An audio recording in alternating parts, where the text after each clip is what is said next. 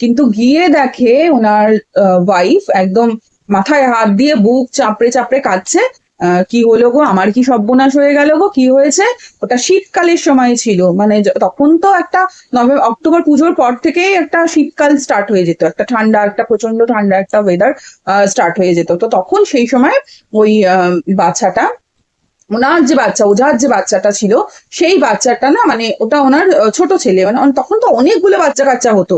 তো সেরকম করতে করতে ওনার যে ছোট ছেলেটা, সেই ছোট বাচ্চাটা তখন এই 5-6 মাস মতো বয়স হবে, ওকে তেল মাখিয়ে ওই তখন খাটিয়াগুলো পাতা থাকতো না উঠোনে, যে ওই কি বলে জুটের দড়ির বা কিছুর একটা ওই খাটিয়াটা ওকে দেওয়া ওখানে পাতা ছিল ওদের ওই উঠোনটার মধ্যে, বিশাল মাটির উঠান, তার মধ্যে ওটা পাতা ছিল। আর ওই বাচ্চাটা ওই উঠানটার মধ্যে শুয়ে, ওইটার মধ্যে খাটিয়াটার মধ্যে বাচ্চাটাকে তেল মাখিয়ে ওর মাটা শুয়ে রেখেছিল।